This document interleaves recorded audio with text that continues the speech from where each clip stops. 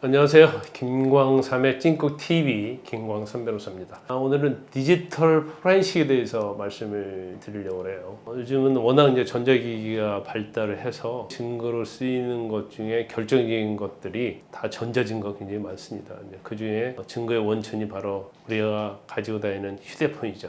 그래서 휴대폰에 대부분 범죄와 관련된 증거가 들어있기 때문에 이러한 것들을 압수를 해요. 휴대폰뿐만 아니라 컴퓨터 하드랄지 우리가 들고 다니는 이제 외장 하드 있고 뭐 노트북 같은 것들이 좀 있을 수 있겠죠. 그래서 거기에서 범죄와 관련된 증거물을 추출해내는 거. 만약 이게 삭제됐다고 한다면 복구시켜서 추출해내는 거. 이런 것들을 이제 통틀어서 디지털 포렌식이라고 하는데, 성범죄와 관련해서도 디지털 포렌식이 많이 씁니다. 특히 몰래카메라랄지 아니면 서로 강제로 했느냐 안 했느냐에서 서로 뭐 주고받은 문자, 카톡 이런 것들이 있을 때 그런 것들이 지워졌을 때 증거로 중요하기 때문에 휴대폰을 압수해서 많이 포렌식을 하죠. 디지털 포렌식 수사 과정은 어떻게 이루어지나요? 일단 뭐 휴대폰이 됐건 전자기기를 이제 압수를 하는 거죠. 근데 압수는 뭐 물론 영장을 청구해서 법원에 발부해서 압수하는 경우가 있고요. 또 이제 법원에서 자체적으로 압수하는 경우도 있어요. 아니면 임의로 제출해서 그걸 가지고 포렌식 하는 경우가 있죠.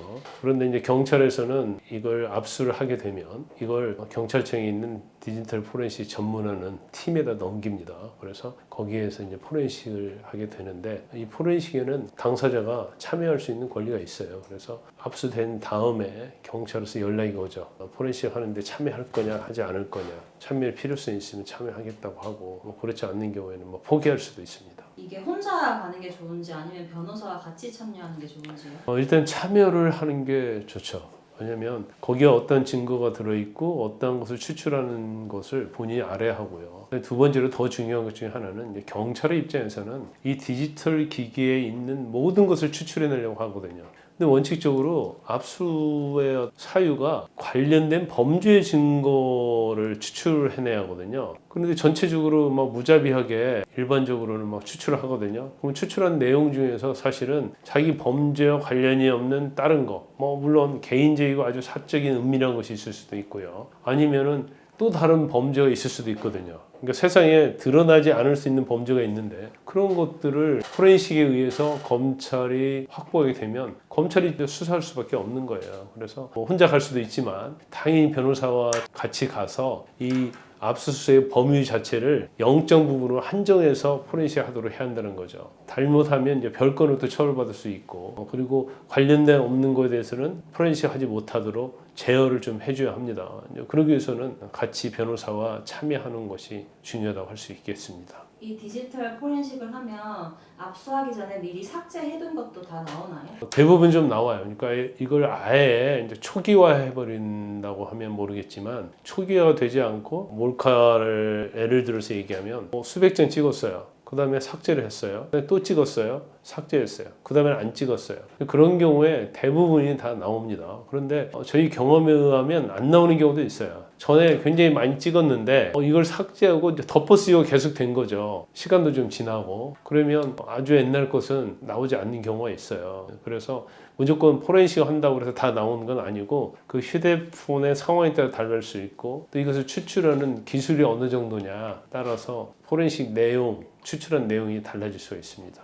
그러면 아직 휴대폰 압수되기 전이라면 이걸 막 갖다 버리거나 아니면 초기화 시키는 게 좋은가요?